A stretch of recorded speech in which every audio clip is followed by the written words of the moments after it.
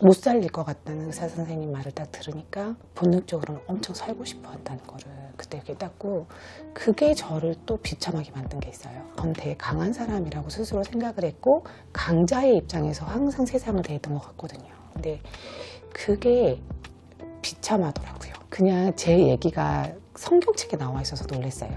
하나님을 마음에 두기 싫어한 죄를 지어서 사망에 이르게 된 사람이 바로 전데, 그 얘기가 나와 있는데, 암에 걸려서 지금 죽게 생긴 사람이 죽는 이유가 따로 있다는 게 나와 있는 게 좀 신기했고, 나는 그동안 하나님한테 뭐 능력자니까 한번 들어와 보시지. 있으면 나한테 들어와야지 왜 나한테 안 들어오냐 했는데, 하나님께서 너무 인격적이신 분이구나 보여주시면서, 나 믿어지면은 올래? 이러신 분이었구나. 저는 그래서 어떻게 보면 지금 재발한 게 너무 다행이라 생각도 드는 게 있거든요. 하나님이 자신을 믿는 사람들은 다 병 고쳐주고 다 잘 살게 해주고, 그런 요행을 바라며 사람이 접근하는 거, 하나님께서는 그런 마음 중심을 받고자 그런 일을 하신 게 아니더라고요. 항암 부작용이 가장 큰 고통인 줄 알았거든요. 그것도 부작용도 굉장한 고통이 있었어요. 그런데 통증을 딱 2015년도 1월에 만났을 때 세상이 무너지는 것 같더라고요. 미치겠다, 미칠 것 같은 통증이다 라고 표현을 하거든요. 우리 그 유명하신 재벌가의 모든 회장님들이나 유명하신 분들 다 돌아가실 때 다 허무해하시면서 간 거예요. 죽음 앞에 서면은 누구나 10대부터 진짜 90대까지 죽음 앞에 서 있는 사람들 다 살려달라고 해요. 제가 봤던 모든 죽음은 너무 놀라운 거는 7, 80, 90 그냥 겸허할 것 같잖아요. 아니요, 암 겸허하세요. 오늘 진짜 아까도 밑에서 네. 말씀드렸지만 정말 귀한 발걸음을 해주셔서 너무 감사하게. 아니요, 제가 감사하죠. 맨날 귀하다고 해주셔서. 제가 나는 주님의 것입니다 책을 입사하기 전에 면접 보러 왔을 때 대표님이 선물해 주셔서. 대박. 네. 여주부 대표님 어떡해. 이 많은 책 중에서 제 거 선물해 주셨다고요? 아, 네. 이걸 추천해 사랑한다, 주셨거든요. 사랑한다고 문자 한번 보내드려야겠네요. 제가 그때 네. 개인적으로 읽고도 너무 도전도 많이 되고 감명 깊었는데, 네. 이번에 인터뷰 준비하면서 다시 좀 하나하나 뜯어서 읽다 보니까 네.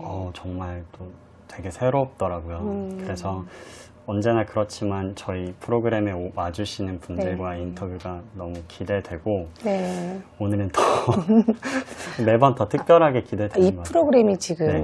언제부터 하는 거였어요? 지금 그 5회차까지 됐고 작년 한 12월 정도에 출발했어요. 네. 네, 혹시 그 천정은 자매님에 대해서 잘 모르시는 분들이 계실 것도 네. 같아서 네네. 제가 우선 간략하게 네. 소개해드리고 네네. 질문을 드려보도록 할게요. 네. 지금으로부터 한 9년 전에 2012년 10월경에 유방암 말기 판정을 받으셨었죠. 네, 맞아요. 네, 그 당시에는 청천벽력 같은 소식이었고 맞아요. 또 뼛속까지 다 전이가 되어 있었던 상황이라서 어떻게 손을 쓸 수 없는 상황이었는데, 이렇게 당시 하나님을 믿지 않는 상황이었지만 또 지인분의 교회에서 했던 중보 기도로 이제 뼛속에 있던 암들이 다 사라졌고 네. 수술을 통해 완치를 받으셨는데, 네. 그로부터 한 1년 반 정도 뒤에 2014년 12월에 다시 암이 재발하셨었고, 네. 뼛속에서 암이 사라졌던 그 자리에 재발했다고 네. 읽었거든요. 네. 근데 완치되는 것도 기적이었지만 그 자리에 그대로 생기는 것도 일어날 수 없는 일이라고 네. 그렇게 또 암이 재발되셨는데, 또 한 2년 뒤인 2016년 1월경에는 폐와 림프절까지 전이가 됐다고. 네, 맞나요? 네, 기도림프절. 아, 네, 기도림프절까지. 맞아요. 림프절. 네, 그리고 또 2년 뒤에는 경추뼈까지 이제 전이가. 그러니까 네. 그렇죠. 2015년도에는 세 군데 뼈만 들어왔다가 그다음에 1년 뒤에 네. 딱 1년 뒤에 이제 폐하고 림프절까지 갔다가 또 1년 뒤에는 경추뼈까지. 네.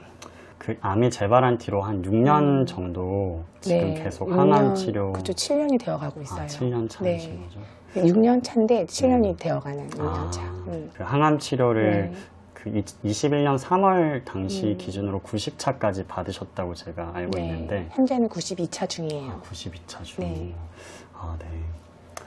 그래서 그럼에도 불구하고 네. 그 암은 선물이고 죽음은 소망이라고 또 네. 고백하시는 분이시고, 네. 또 암을 갖고 살아가는 사명자, 또 암 환자들에게 파송된 특수 선교사라고 또 그렇게 많은 분들이 얘기해 주시더라고요. 네, 되게 부담스럽지만 그렇게 얘기를 하시더라고요. 근데 제가 이렇게 봤을 때 전혀 네. 부담스럽지 않은 귀한 그런 수식어라고 생각했었고 이 정도의 사전 정보를 갖고 계신 상태에서 제가 질문을 하나씩 드려보면 될 것 같아요. 네. 그 2012년에 처음 암 걸린 사실을 알기 전까지 피아노를 전공하셔서 피아노 연주와 레슨은 물론이고 개인 사업도 하시고 네. 또 주변 지인들의 일까지 도와주시면서 네. 정말 열정의 집약체다. 그렇게 열심으로 사시고 또 그만큼 화려한 삶을 살았다고 제가 봤었는데 네. 근데 그 당시에는 하나님을 만나기 전의 삶이었잖아요. 네. 그래서 그런 하루하루를 살아가실 때 천정은 자매님의 안에 있었던 감정들에 대해서 좀 나눠주시면 좋을 것 같아요. 어느 순간 처음엔 분명히 어떤 목적을 가지고 살았는데 나중에는 되게 미묘하게 행복을 추구하는 삶으로 갔던 것 같기도 하거든요. 근데 제가 사람을 되게 좋아해요. 네. 사람을 좋아하니까 사람들하고 어울리면서 끌려다니기도 했던 것 같고 그러면서도 그 와중에도 일은 찾아가고 열정 가득하고 그 다음에 거기서 느낀 성취감이 가득한데 사람들하고 어울리고 헤어진 다음에 공허감은 설명이 안 되는 거예요. 그래서 그게 채워줘야 되는 게 남자가 빠졌나? 이런 생각도 했던 것 같기도 하고 네. 연애를 해도 처음에는 그 뜨겁게 연애가 되는데 그 다음에는 더 큰 실망이 오는 시간이 또 오더라고요. 그러니까 마음이 서로 일치하지가 않아지는 과정에서는 그렇잖아요. 그래서 사람을 얻는 건 기쁜데 잃는 건 슬픈 거. 그러니까 잃어가는 과정에서 공허감이, 그러니까 인생은 나이가 들면서 공허감과 불안감이 커져가는 것 같았어요. 그리고 재밌게 내가 이렇게 잘하면 남도 잘하고, 내가 이렇게 좋은 일하면 남들도 잘하고, 이런 사회를 꿈꿨나 봐요. 그래서 상대방한테 나의 진정성을 보여주면 상대방도 잘하겠지라는 생각으로 더 상대방한테 잘하는 거를 더 하고, 내 일은 포기할지언정 남의 일 도와주는 건 힘쓰고 했었는데, 필요가 채워지면 사람들은 배신을 하거나 떠나간다는 그 법칙에 익숙해질 때쯤에 암을 만난 거예요. 근데 그때 남은 거는 무엇을 위해서 살았는지 모르겠더라고요. 정말 열심히 살고 누가 봐도 옆에서 어떤 사람들은 내가 아는 음악하는 사람 중에 너같이 열심히 사는 사람 본 적이 없어. 근데 그 말은 뭘 이러면서도 맞는 것 같고 그랬지만 한편으로는 실속을 따지자면 남는 건 하나도 없는 장사를 한 느낌인 거예요. 그래서 나이가 들었고 암을 만났는데 나는 실패했나 보다. 이게 못 견딜 만큼 괴로웠던 것 같아요. 네. 그때 또 책에서 볼 때는 우울증 자가 검사 네. 이런 것도 하셨는데 네. 그 수치가 되게 높게 나왔다고. 모든 문항에 만점을 맞는 거죠. 네, 그래서 내가 그냥 자살하고 싶다는 생각 드는 게 그냥 그런 게 아니구나. 구체적으로 자살 계획도 세웠었어요. 근데 마지막으로 실천을 못했던 게 지금 돌이켜 보면은요. 실은 죽고 싶진 않았던 거예요. 그리고 뭔가 이렇게 나의 힘든 거를 누군가한테 도움을 받고 싶어 하는 마음이 분명히 있었던 것 같고, 한 가지는 자존심 못 내려놓은 게 있었던 거예요. 이 순간에 내가 죽어버리면 누가 봐도 내가 아프거나 이런 것도 아닌데 무슨 일이 있었구나, 뭔가 실패했구나, 이걸 눈치채는 사람들한테 그런 거를 들키고 싶지 않다. 이 자존심. 그래서 일단은 죽을 때 죽더라도 뭔가 해결을 해놓고 죽어야겠다라는 생각으로 자살을 하고 싶지만 참고 했던 것 같아요. 책임감이 정말 강한 편이신. 책임감이라고 하면 좋은 말이고 자존심이 많은 것 같아요. 그렇구나. 네. 이제 그렇게 힘든 시간을 겪다가 아까도 잠깐 말씀드렸지만 청천벽력 같은 그 암 소식을 들으셨잖아요. 그 당시 병원에서 뭐 전혀 손을 쓸 수 없다고 하시면서 제가 읽었기로는 그냥 지푸라기라도 잡는 심정으로 항암 치료해보자 이렇게 하셨더라고요. 네. 그때 이제 하나님을 믿지 않는 상황이었음에도 불구하고 중보기도를 통해서 이게 정말 기적이라고 표현하지 않으면 말할 방법이 없는 그런 과정을 겪으시면서 또 암도 치료가 됐지만 무엇보다 하나님을 만나게 되셨잖아요. 네. 그래서 그 일련의 과정을 통해서 하나님께서 천정은 자매님의 삶에 어떻게 찾아오셨는지 네. 나눠주실 수 있을까요? 처음에 하나님이란 존재를 만나고자 하는 마음이 전혀 없었어요. 실은 진짜 무의식 쪽에는 하나님이 계시면 나 좀 어떻게 해주면 안 될까라는 마음 분명히 있었던 것 같은데 내가 먼저 다가갈 수 없는 존재였어요. 왜냐면 그동안 무시하고 지냈던 분이고 제 성격상도 급하거나 힘들 때 아쉬운 소리 할 수 있는 성격이 못 되거든요. 네. 그 죽는다는 와중에도 하나님이라는 존재가 있으면 어쨌건 하나님이라는 존재는 나의 지 마음을 다 알 것 같고 양심상 당신한테 갈 수 없는 그래서 끝까지 없었으면 좋겠다는 생각이 더 강해진 거예요. 그러면서도 어떤 도움은 정말 절실히 바라는 거는 있는데 제가 그 당시엔 인지를 못하는 게 제가 계속 집중했던 거는 어차피 이래나 저래나 죽는다는 거야. 그러니까 빨리 현실을 파악하자. 무서워 죽겠다는 마음을 들키지 않고 좀 쿨하게 죽을 수 없을까? 뭐 이런 쪽에 고민이 더 있었던 것 같은데 저를 너무 잘 아시는 하나님께서 어떤 사람을 쓰셨냐면은 제가 자존심을 부릴 필요가 없는 사람을 쓰셨어요. 네. 평상시에 제 인생에 깊이 들어와 있는 사람도 아니었고 가끔 가다가 그리고 그때 제가 한참 도와주고 있던 사람이기도 했고 2달 정도 도와주다가 암 말기 판정을 받았는데 그 언니를 제가 그때 도와주지 않았다면 그 언니한테 제 상황을 알릴 리가 없었을 거예요. 근데 제가 도와주고 있었기 때문에 내일부터 못 도와준다는 말을 해야 되는 사람인 거예요. 그래서 당장 책임감이 강하긴 하거든요. 책임감 때문에라도 갑자기 사라질 수는 없는 거예요, 제가. 그래서 설명을 해야 되는데 암에 걸렸단 말을 하고 싶지 않았는데 꼬치꼬치 물어보니까 할 수 없이 그리고 당장 내일부터 못 도와준다는 말을 하기에는 다른 숨길 수가 없더라고요.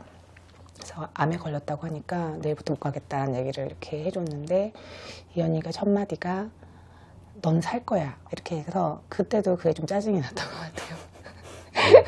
희한하게 그러니까 이 언니가 너무 이제 현실적이지 않은 얘기를 자꾸 하는 게 저한테는 이게 좀 부딪힘이 있었거든요. 근데 그 하나님에 대한 것도 저한테 현실적이지 않고 저한테 예수 안 믿으면 지옥 간다고 했던 사람이니까 현실적이지 않은 얘기만 빼면 괜찮은 사람인 거예요. 처음에는 죽어버릴까도 생각했는데 막상 질병을 만나니까요. 살고 싶은 저를 더 알게 됐어요. 그전에는 그냥 모르고 지나칠 수 있는 부분들이었는데 오히려 못 살릴 것 같다는 의사 선생님 말을 딱 들으니까 실질적으로 내 본능적으로는 엄청 살고 싶어 한다는 거를 그때 깨닫고 그게 저를 또 비참하게 만든 게 있어요. 내가 몰랐던 나의 모습들이 제가 스스로 포장하고 제가 혼자 알았던 그 모습하고 적나라하게 어떤 고난 앞에서 무너지는 제 모습 안에 저의 실체는 굉장히 약하더라고요. 근데 전 되게 강한 사람이라고 스스로 생각을 했고 강자의 입장에서 항상 세상을 대했던 것 같거든요. 근데 그게 비참하더라고요. 그래서 내가 이거밖에 안 되는 존재였는데 몰랐다는 것도 알게 되고 근데 이 언니가 기도를 해준다는 말이 기분 나빴을 텐데 제가 너무 간절했었어요. 저도 모르게 항암을 들어간 다음에 그 공포가 처음에는 이왕 하는 건데 멋있게 해야지 했는데 막상 당한 그 현실은 도망가고자 하는 마음만 가득했고 어디에 딱 갇힌 것 같은 거예요. 그러니까 그냥 벗어나고만 싶었어요. 어떻게 벗어날 수 있을까? 죽어버리면 벗어날 수 있을까? 근데 죽을 용기도 안 나고 하나님도 한번 찾아봤는데 그때 전화가 와서 기도해 준다고 해서 기도를 그냥 하라고 했는데 언니한테 혼자 하라 그랬어요. 남한테 소문내지 말고 혼자 하라 이렇게 했는데 언니가 저의 정말 이렇게 강력한 그 부탁을 완전히 철저하게 무시하고 바로 다음날 자기 교회 사람들한테 알렸다는 게 저한테는 기도를 받았다는 그 즐거움이 먼저가 아니라 이 언니에 대한 배신감이 먼저 들어오더라고요. 사람의 마음을 헤아리지도 못하는 사람이구나 뭐 이런 생각이 좀 들었던 것 같아요.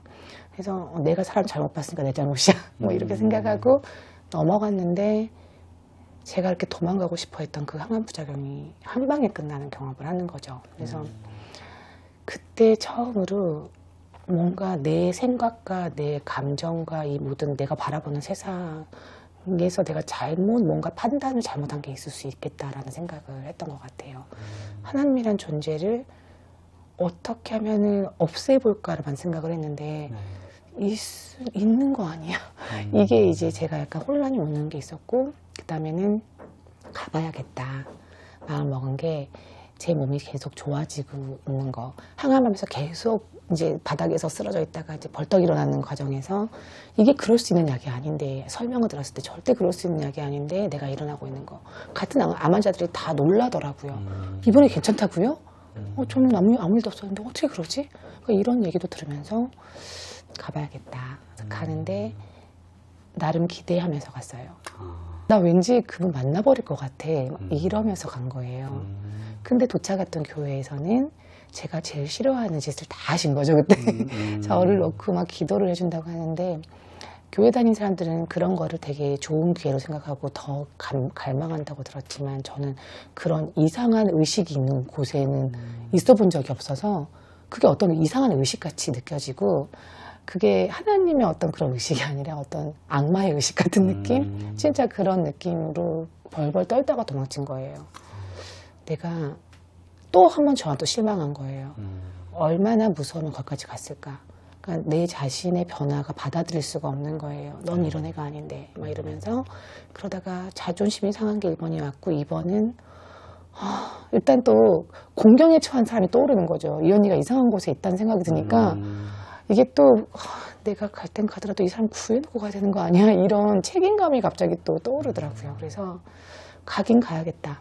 그런데 무섭다, 조금. 이 사람들 나 상대를 다 할 수 있을까? 아니, 넌 이길 수 있어. 막 이러면서 진짜 체면 걸다가 주님 앞에 딱 하나님 앞에 무릎 꿇고, 나 거기 갈 거예요. 살아계시면 나 좀 도와주세요.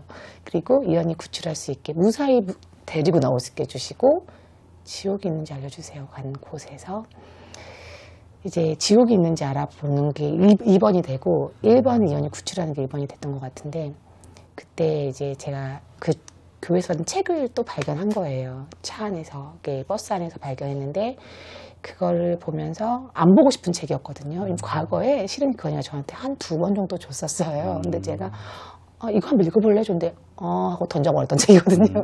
버려버리고, 그래 언니 앞에서 물어보 그냥 뭐야? 하고 버려버렸던 책인데, 그걸 다시 마주했을 때 읽어야겠다. 왜냐면 그 교회 사람들이 틀렸다는 거를 내가 알아내야겠다. 그래서 이 사람들이 나한테 어떻게 해서든지 자기들 그 무리로 끌어들이려고 한 노력을 할 거라는, 제가 혼자 그냥 상상을 다 끝내놓은 거예요. 그냥 정해놓은 거죠. 사입이 이상한 건데 내가 가서 안 끌려가려면 여기를 알아야 돼. 진짜 이렇게 생각을 적나라하게 말하자면 그랬던 것 같아요. 그래서 이들의 정체를 밝혀야겠다고 읽기 시작한 책에서 말씀 앞에서 무너지는 과정이 있었어요. 말씀이 로마서 1장 28절하고 로마서 5장 12절 말씀에서 한번 쫙 걸렸는데, 그냥 제 얘기가 성경책에 나와 있어서 놀랐어요.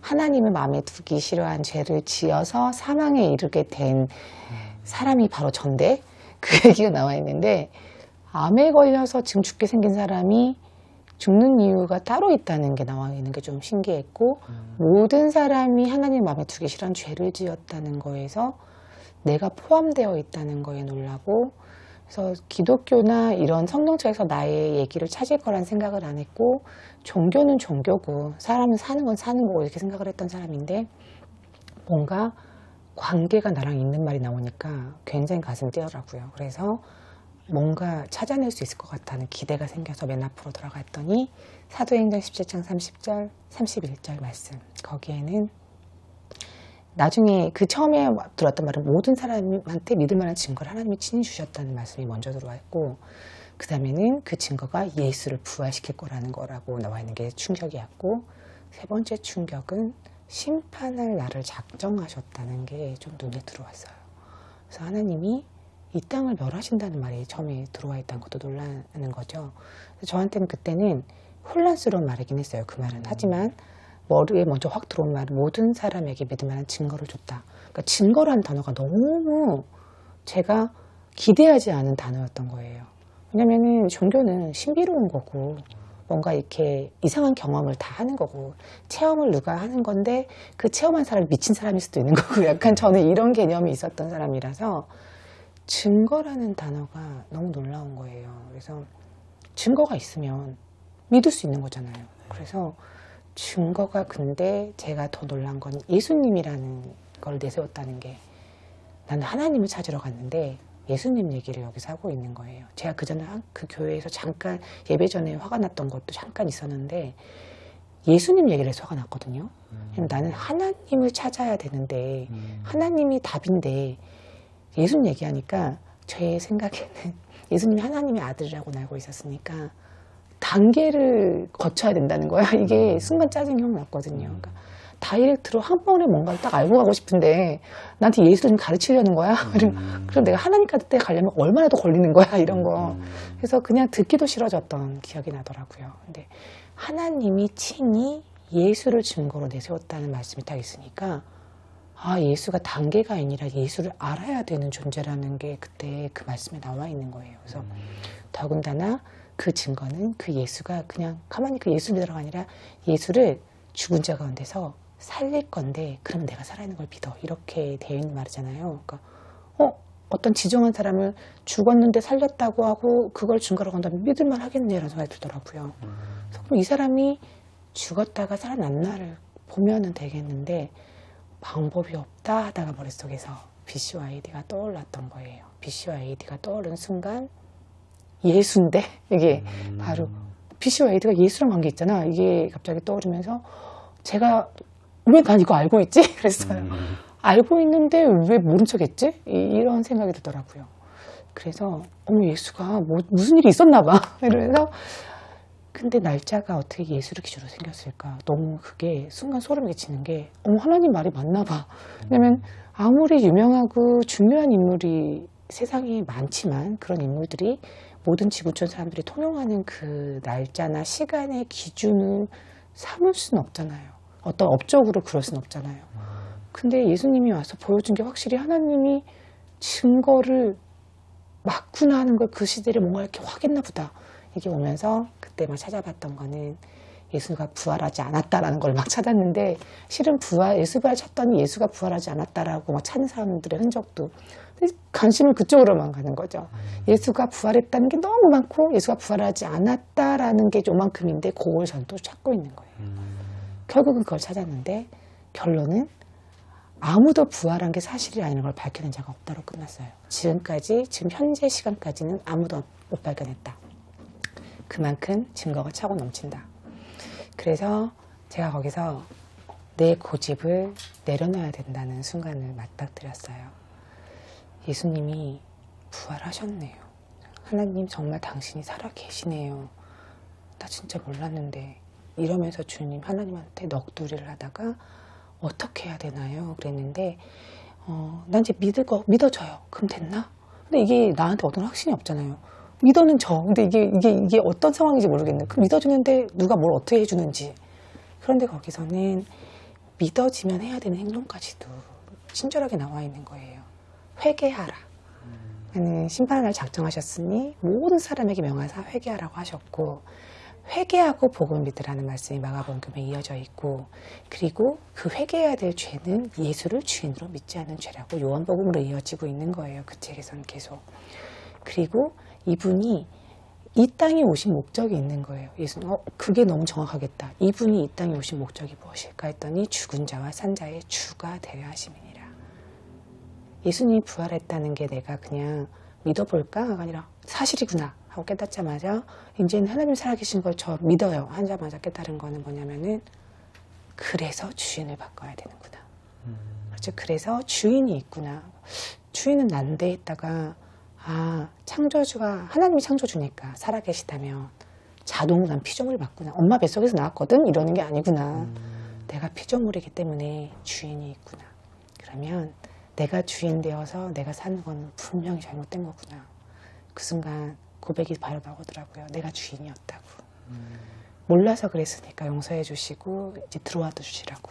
요한계시록 3장 20절 말씀에 보니까 노크를 하고 계시는 한 예수님 보이고 나한테 문 열어달라고 하시는 예수님 보이고 내가 열어주면 그때 기꺼이 들어오겠다고 하시는 예수님이 요한계시록 3장 20절에 딱 나와 있는 거예요. 그래서 나는 그동안 하나님한테 뭐 능력자니까 뭐 들어와 보시지.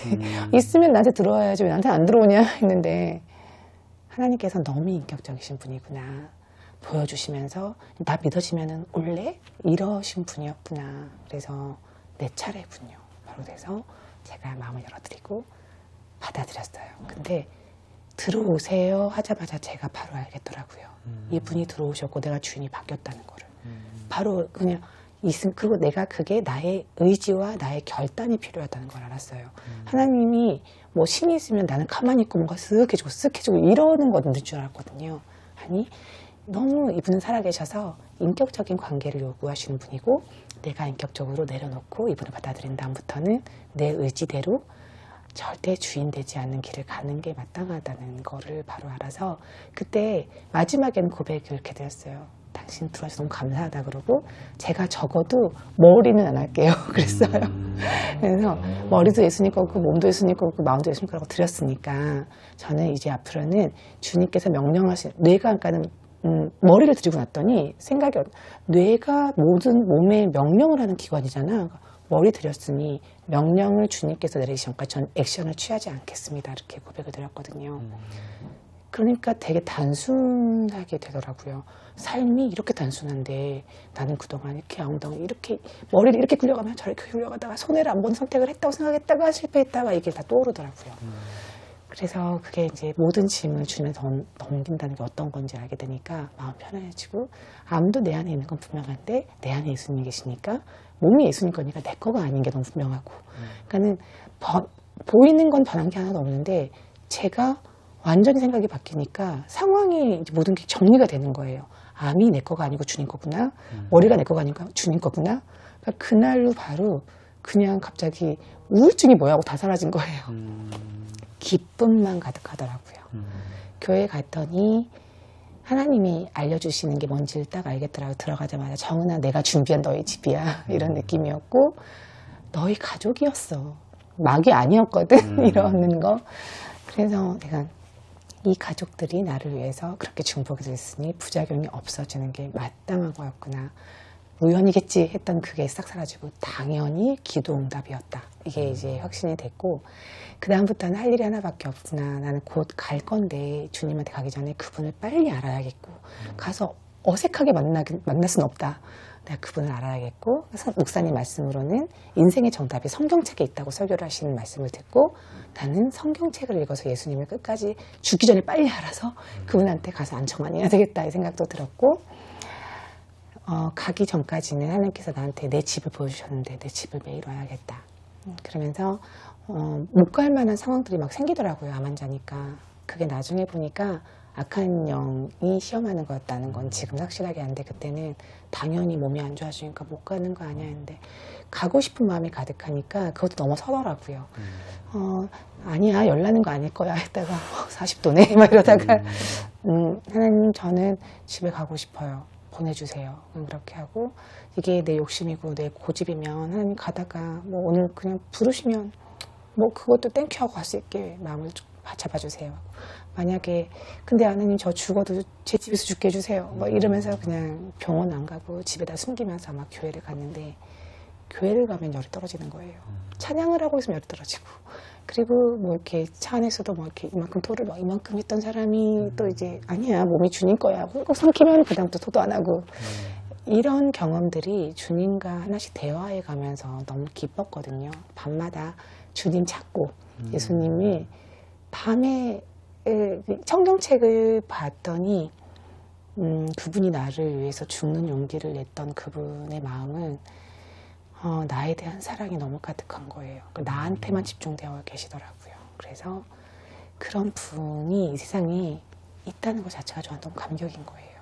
세상에 내가 항상 뭔가를 해줘도 떠나가는 사람들만 이제 봤던 게 저의 기억 속에는 그런 게 있는데 사람이 자기가 못한 건 기억 안 하고 잘한 것만 기억을 하잖아요 보통. 근데 제 기억 속에는 그런 게 사람이라는 거는 떠나가는 존재들이라고 생각을 한 게 있었는데 내가 막 뿌리치고 막 차고 오지 말라고 했던 그 분이 내가 그렇게 나를 쳐도 끝까지 나한테는 떠나가지 않겠다 하는 분이 성경에서 만난 예수님이었고 실생활에서 대화 중에 만난 예수님이었어요. 그러니까 제가 놀랬던 거는 이분이 부활했던 거 살아계신다는 거 아니야. 이게 너무 놀란 거예요. 그리고 내가 초대까지 했으니 여기 있는 거잖아요. 제가 이게 하루하루가 이게 진짜 너무 신선한 충격이었던 것 같아요. 일어나도 눈치 봐야 되는 거예요. 누가 있어서. 그래서 이게 그분한테서 자꾸 대화를 하게 되는데 별의별 되게 유치한 대화를 많이 했던 것 같아요. 왜 화장실은 왜 따라오려고 해요? 막 이런 대화도 있고. 나 창피한데 왜 와요? 그러니까 샤워해야겠는데 내 벗은 모습 봐야 되겠어요? 막 이러면서 밤에는 보고 싶은데 오늘따라 가시면 안 돼요? 막 이러면서 그렇게 한 달을 살았는데 한 달 뒤에 암이 없어졌습니다. 없어졌거든요. 제가 그때는 혼란스러운데 나중에 정리가 되더라고요. 하나님이 없애주셨구나. 의사는 최고의 의사들이 제 옆에 있었어요. 그런데 의사들이 잘못한 건 없어요. 정말 그때 저한테 맞는 정말 최고의 치료를 해주셨지만 그 치료가 못해서가 아니라 저한테는 안 맞았기 때문에 안 좋게 흘러가고 있었는데 수술이 안 되는 부위에 대한 것들을 하나님이 싹 없애주셨어요. 뼈하고 폐에 있는 거를 싹 없애주시고, 왜냐면 그거는 의사 선생님이 자기 입으로 못 해주는 부분이라고 얘기를 했기 때문에 그거는 의사 선생님 한 게 분명히 아니다. 전 이렇게 얘기를 지금 당당하게 할 수 있고, 선생님이 저를 애써서 고쳐주려고 하셨던 거는 온바람, 원래 생겼던 가슴이나 이렇게 수술을 할 수 있는 부위에 대한 거를 최소화시켜서 어떻게 하면 조금이라도 연명을 할 수 있게 하려고 하신 거였거든요. 근데 그렇게 해줬던 그 약이 저한테 안 맞아버려가지고 약을 한 동안에 더 커져버렸어요. 그러니 이건 약이 안 들었기 때문에 하나님이 하신 게 분명한데 그때 암이 사라졌습니다 말을 들었을 때는 하나님한테 감사하기보다는 나 천국 가는 시간이 지연된 거야. 이게 실망이 먼저 올 정도로 그때는 예수님 만나는 게 인생의 목표였어요. 그냥 얼마 안 남은 세월 동안. 근데 그렇게 기뻐하고 예수님만 찾고 했더니 암을 없애주시고 수술도 완전히 가능하게 해주셔가지고 완전히 고치시는 하나님. 그때부터는 만날 날이 좀 길어졌지만 이제 합리화를 시키기는 여기서 하고 싶지 않은 일이지만 주님을 내가 사랑하니까 할 수 있어. 그분이 성경책에서 만난 하나님은 나만 사랑한다고 하셨고 나같이 다른 사람들도 구원하고 싶어 하시는, 내가 사랑하는 사람이 뭘 좋아하지 했더니 이분은 살리고자 하는 거, 모든 사람의 주인이 되고 다 살려서 천국 가려고 오신 거잖아요. 그러니까 내 사랑하는 사람을 위해서 나도 올인을 해야 된다. 이게 너무 마땅하다. 그래서 전도가 당연하게 마음에 오게 된 거예요. 처음에는 왜 남이 사라졌을까 했는데 하나님이 나 같은 사람을 왜 쓰지? 나는 성경도 잘 모르고 거룩하지도 않고 했는데 하나님이 지금서 돌이켜보면은 자신을 믿어주는 사람을 남겨놓을 수밖에 없겠다라고 생각을 바뀌게 되더라고요. 그렇게 감히 얘기할 수 있는 부분은 뭐냐면 제가 저에 대해서도 확실하게 아까도 얘기 드렸지만 암에 걸리기 전에 제가 저를 판단하고 파악했던 저와 암에 걸린 이후에 돌아봤던 제 적나라한 모습은 저도 몰랐던 모습이 있다고 했듯이 저도 사람인지라 저 자신도 솔직히 믿을 수 있는 사람이 아니고 남도 믿을 수 없지만 이분만큼은 절대적으로 믿을 수 있는 존재라는 거를 제가 확신을 하거든요. 근데 그 확신은 절대 누가 와서 칼을 그래도 바꿀 수 있는 확신이 아니에요. 실은 제 친구들이나 주위 사람들이 믿지 않는 사람들이 더 많으니까 이제 적당히 하고 돌아온 사람도 꽤 있었거든요. 적당히 빠질 만큼 빠졌다 이제 돌아와는데 다른 건 다 그렇게 빠졌다가 돌아갈 수 있는 게 맞지만 이 부분은 진리를 알아버렸는데 돌아갈 수가 없고 진짜 사랑을 알아버렸는데 돌이킬 수가 없는 거예요. 내가 배신을 했음했지 이분은 끝까지 날 포기하지 않고 내가 배신해도 또 기다려주시는 분이라는 인격을 정확하게 알았기 때문에 재고할 만한 관계가 아니고 무슨 일 있으면 내가 또 배신하지 않자 점검해야 되는 대상이 있는 건데 이 세상에 그런 존재는 딱 한 분밖에 없는 예수님. 그게 확신이 되니까 다른 사람한테는 내가 인생을 포기하는 것 같이 보일 수 있지만 저는 제 인생을 정확하게 챙겨가는 거가 되는 거거든요. 그래서 주님만 바라보고 가는 게 인생의 정답이다라는 게 이제 딱 서서 간 건데 암이 없어졌던 시기를 지금은 정확하게 사람들한테 표현을 이렇게 해요. 고집을 부린 나를 마음을 딱 열어서 교회 쪽으로 인도를 했던 방법은 중보기도의 능력이 맞고 암이 없어졌던 영역은 나와 주님과의 관계에서 비롯됐다고 얘기하거든요. 그러니까 아무리 옆에서 기도를 많이 해줘도 본인이 주님과 관계하지 않으면 그런 일이 일어나지 않을 수도 있다. 기적은 하나님께서 뜻이 있으니까 본인이 알아서 어디서든지 일으키실 수는 있지만 사람들이 저 암 환자라는 사람을 통해서 기대하는 거는 나한테도 저런 기적이 일어나나? 막 이런 생각을 하는데 저는 그래서 어떻게 보면 지금 재발한 게 너무 다행이라 생각도 드는 게 있거든요. 하나님이 자신을 믿는 사람들은 다 병 고쳐주고 다 잘 살게 해주고 이러는 거면 제 병은 그냥 없어진 상태에서 계속 있어야 돼요. 그렇잖아요. 네. 그런데 그런 요행을 바라면서 하나님을 접근하는 거 하나님께서는 그런 마음 중심을 받고자 그런 일을 하신 게 아니더라고요.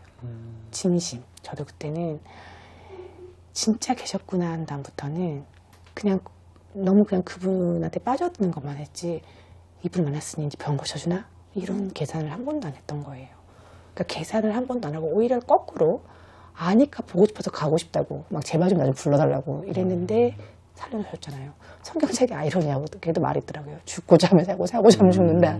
근데 이제 그건 가끔 가다가 그 말씀이 이루어졌다 이게 말씀드리긴 하는데 저는 이제 이분하고 교제를 하면서 느끼는 거 뭐냐면은 마음이 너무 정말 뭘 인자하시고 진짜 이런 표현이 어떻게 되지 그리고 감정적이시고 재밌게 답을 하시고 나 이렇게 해주세요. 그럼 그럴 줄 알았지 하고 딱 따르게 해주시는 그런 것도 있는데 이렇게 해주시라고 했는데 이렇게 이게 더 좋은 결과네. 이렇게 해주시는 하나님 그분을 만나면서 예수님을 전할 수밖에 없는 이유가 내 마음에 이분을 만나서 떠나간 건 병만 떠나간 게 아니거든요. 병은 물론 다시 지금 있지만 두려움이라는 게 일단 떠나갔어요. 두려움과 욕심과 어떤 내 인생을 향한 기대 이런 어떤 그런 그 세상에서 추구하는 것들에 대한 것들이 자연스럽게 떠나갔거든요. 정말 중요한 게 뭔지를 알게 되니까 그렇게 되더라고요. 사람들은 뭐 죽을 때 돼서 그렇다 보다 생각할 수도 있겠죠. 그런데 그게 아니에요. 그냥 이분을 알게 된 거예요. 어떤 이제 정말 좋은 사람이 있으면 소개시켜주고 싶어지잖아요. 정말 어떤 개인적인 욕심은 나만 갖고 싶은 분이기도 해요. 그런데 이분이 정말 행복해하고 정말 원하는 거는 우리 모두가 다 함께 행복하게 천국에 살기를 원하시는 거라서 이분한테 내가 잘 보이고 이분한테 내 사랑을 자꾸 확인시켜 줄 수 있는 방법은 이분의 영혼은 달려가는 것밖에 없는데 또 그렇게 달려가면서 이분이 또 저한테 해주시는 게 더 많더라고요.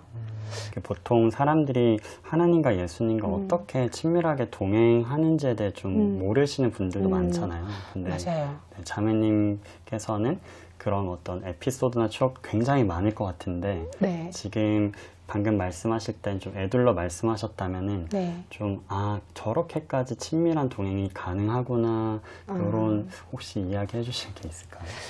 네. 이거는 치부가 드러내야지 또 주님이 좀 드러나더라고요. 그래서 안 좋은 버릇이긴 한데 운전을 되게 욕을 했어요. 안 믿었으니까. 네. 그죠? 이제 나쁜 XX 이런 얘기를 제일 많이 하는데 예수님 믿고 난 다음에도 진짜 너무 창피한 일인데 새벽 기도를 끝내고 너무 거룩하게 운전을 하고 이렇게 가는데 시비를 걸더라고요. 어떤 남자 운전자가. 제가 여자다 보니까 운전할 때 또 남자한테 더 앉으려고 하는 게 있어요. 남자들이 꼭 얘기할 때 하는 레파토리가 있거든요. 그래서 그때 있다가 너무 화가 나가지고 막 욕하고 싸운 거예요. 새벽기도 다녀오시는 새벽기도 다녀오면서 그럴 수 있죠. 아니 그게 예수님 만난 지 그러니까 수술하고 얼마 안 됐을 때였을 거예요. 아마 2013년도 일인데 그때 막 해놓고 갑자기 제가 이제 그 자괴감이 몰려오는 거예요. 제가 정말 경찰서 가자 막 이러고 난리 쳤는데 주님 어떡해 나 미치겠다. 예수님이 항상 안 보이니까 제가 실수하잖아요. 막 오히려 예수님 탓을 막 했어요. 순간. 죄송합니다 예수님 제가 미쳤나 봐요. 제가 자꾸 예수님이 눈에 안 보시니까 제가 갑자기 옛날 모습이 자꾸 튀어나와요. 그래서 제가 지금부터는 차를 타면은 조수석에 아무도 안 탔을 경우에 예수님이 타고 계신다고 생각을 하고 타겠습니다. 그러니까 주님 여기에서 딱 계세요. 이렇게. 근데 제가 그렇게 잘못했잖아요. 그렇게 고백을 하자마자 진짜 막 깔깔대며 기뻐하시는 예수님이 느끼게 해주시는. 그리고 뭘 잘했다고 선물도 그냥 바로 주시는 거예요. 그냥 그래서 뭘 잘했다고. 그러니까 제가 항상 무슨 저한테 선물 확 주어지면 갑자기 뜬금없이 내가 뭘 잘했지? 항상 이 생각을 먼저 하거든요. 기도하면서 주님하고 뭐 대화하고 그날 가니까 그러니까 왜냐면 왜 뭘 잘했지 하는 이유가 뭐냐면 영혼이 지금 영접을 하거나 이런 상황에서는 주님 기뻐하셨구나 이렇게 마땅하게 봤는데 그게 이런 순간들이 가끔 있었던 거예요. 막 욕했는데 갑자기 선물 주시고 근데 이분은 돌이키려고 애쓰고 인지하려고 애쓰는 그걸 너무 기뻐하신다는 걸 깨달은 거예요. 다음부터는 새벽기도에 맨 먼저 하는 일이 항상 정해져 있게 된 거예요. 하나님 아버지 분명히 제가 어제 하루 동안 주님 앞에 기도하고 나아갔지만 1초라도 제가 주는 순간이 있었을 거예요. 죄송합니다. 주님 죄송합니다. 이걸 먼저 하고 네. 그렇게 하고 이제 시작을 하게 됐어요. 그렇게 하고 나서 이분이 보이는 것처럼 대해드리는 걸 되게 기뻐하시지 이제 그걸 아니까 그 다음부터는 이제 말을 시키기 시작하는 거죠. 새벽기도 때도 그냥 주님 이 자리에 앉으세요. 주님 여기 계시는 거 알고 제가 보면서 같이 찬양을 하고 같이 우리 말씀도 같이 찾아요. 그거는 좀 유치한 일이긴 한데 유치한데 너무 예수님과 저는 행복했어요. 근데 그분한테 상냥을 지금 부를 건데 난 찬양도 잘 모르겠고 주님 뭐 부르시고 싶으신 거 펼치세요. 제가 지금 하나 둘 셋 진짜 이런 식으로 딱 펼치고 나면 나도 이거 부르고 싶었는데 찌찌뽕 주님한테 이러면서 그냥 같이 찬양도 하고 말씀도 오늘 제가 어떤 말씀을 갖고 나가야 될까요? 눈을 감고 신약 쪽에서 찾아주세요. 이런 식으로 진짜 그렇게 하는데 지금은 그렇게 안 해요. 지금은 그렇게 지금같이 처음에는 그렇게 지금은 막 유치하게 안 하고 조금 얌전하게 하거든요. 근데 그때는 그렇게 했는데 그거를 이분이 얼마나 기뻐하시고 저랑 있는 시간을 얼마나 즐기시는지 저한테 알게 해주시는 거예요. 그래서 이분이 그날 그냥 저한테 안 떨어진다는 걸 그냥 느껴지게 하시던 거예요. 암환자한테 가면은 그냥 암환자한테 뭔 말을 하는지도 모르겠는데 이 암환자는 이미 저한테 너 말은 다 맞다 이러고 있는 거예요. 그냥. 그래서 하나님께서 진짜 기뻐하시는 게 영혼 구원하는 것도 맞는데 그때는 정말 거룩하게 기뻐하시고 이분의 감정이 그리고 나서 제가 내가 주인 되었어요. 그러면 정말 기특하다 이런 기쁨을 하시고 그리고 내가 살아있는 것처럼 안 되어들어가지고 예수님 제가 이거 이렇게 해요 저렇게 해요 하면서 예수님 안 보인 척하지 마요 막 이러면서 이렇게 할 때는 막 까르르면서 기뻐하시는 하나님. 이게 그 예수님의 인격이요. 대화를 해보면 느껴지는 거예요. 그래서 그분을 어렵게 생각하지 않아요. 그분도 어렵게 대하는 걸 싫어하세요. 제가 아는 그분은. 그러니까 어렵게 대한다는 거는 그만큼 친밀도가 떨어지는 거잖아요. 근데 이분은 너무 우리하고 친하게 지내고 싶어 하시고 그렇거든요. 그리고 관계라는 게 처음에 어색해서 주님 여기 계시는 거죠. 이렇게 돼 있지만 지금은 막 이제 조금 약간 알았다고요. 이런 것들. 이렇게 말을 그냥 나갈 정도로. 근데 친해지는 단계가 이분하고 참 필요하다. 사실 그 간절함이라는 게 누구나 그 갖고 싶다고 해서 가질 수 있는 건 아니라는 생각이 많이 들거든요. 네. 그러니까 예를 들면 어떤 아픈 부분이 있었는데 하나님께서 고쳐주시고 나서는 좀 하나님에 대한 첫사랑이 식는 분들도 많이 계시고 또 병고침을 받거나 하나님을 인격적으로 만났다고 해서 복음을 전하는 삶에 누구나 이렇게 전념하고 몰두하는 건 아닌데 천정은 자매님께서는 그때 이후로 지금까지 더 깊이 하나님 사랑하시고 더 하나님 사랑하기 위해서 애쓰는 삶을 살고 계시잖아요. 그래서 그런 그 간절함, 하나님에 대한 충성하는 마음들은 어떻게 생겨나는 것인지. 그분을 이제 알아버렸거든요. 그분 없이는 이제 못 사는 존재가 제가 되어버렸고, 그리고 가장 중요한 그 간절함은 뭐냐면 저는 미래를 꿈꾸고 있거든요. 예.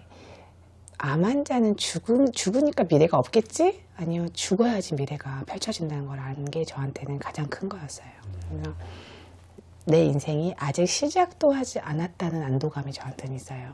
진짜 시작은 천국에서 시작되는구나. 이제 이게 정확하게 되니까 이 세상은 그냥 분명히 아까 사도행전 말씀드렸지만 심판할 날을 작정하셨다가 있고 고린도전서에도 하나님께서 예수님께서 올라가셨던 그 모습 그대로 내려오시는 그 순간 우리가 나팔 소리를 듣게 될 거고 그 순간 우리는 호련히 변화될 거고 그 다음에 그 변화된 모습으로 주님 따라서 천국을 가고 안 믿는 자도 부활해서 가야 할 곳으로 가고 이 구절이 있잖아요.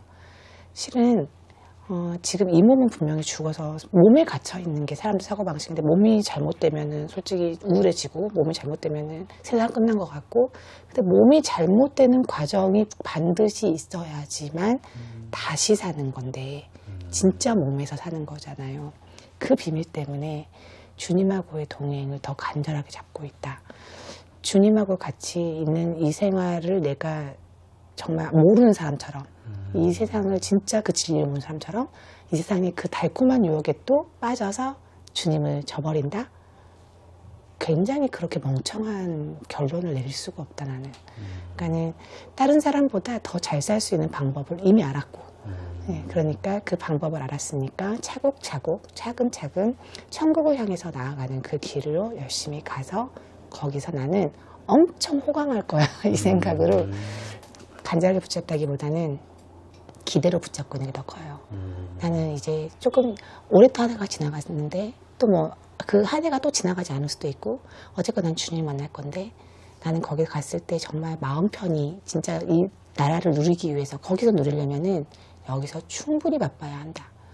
여기서 바쁘지 않고 그냥 해이해져 있다가 대충 가서 전국에서 해와 달과 별의 영광이 다른데 해외의 영광을 받았어야 되는데 하고 다시 내려갈 수 없듯이 여기서는 내가 정확하게 딴 사람들은 어떻게 지를 위해서 안 사는 게 멍청해 보인다는 게 세상 기준이긴 하지만 진짜를 알게 되면은 어차피 그런 이런저런 얘기를 들어도 그날 되면은 다들 뒤집어질 텐데 다 아는 그날에 나는 아는 자같이 준비를 하고 있어야지 세상 사람들한테 이렇게 현혹되거나 이렇게 끌려가가지고 또 예수님 배신하는 죄를 짓고 이러지 않겠다. 그러니까 주님 잘 보세요. 저는 안 넘어갑니다. 그냥 그렇게 하고 사니까 간절함이라기보단 처음엔 간절함으로 그분을 만났는데 지금은 설레임과 기대가 더 많아요.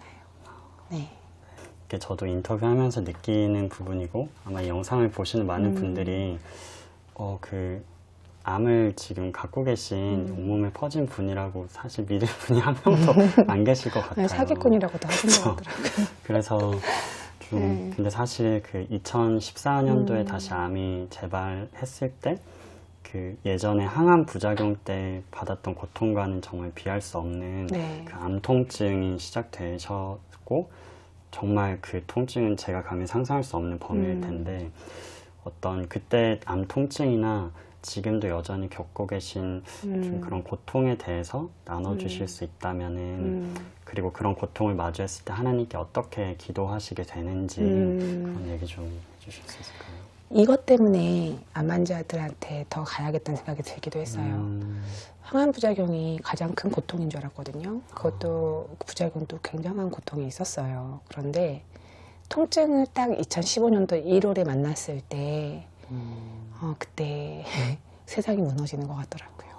왜냐면은 어떻게 해서든지 도망갈 수가 없는 그 통증이, 그 고통이 사람들이 물어보면 가끔 표현을 할 때 어떻게 하냐면은 분명히 뼈가 아픈데 뼈에 붙어있는 살들까지도 겉표면까지도 칼로 한 일주일에 한 번씩 베어내는 것 같다.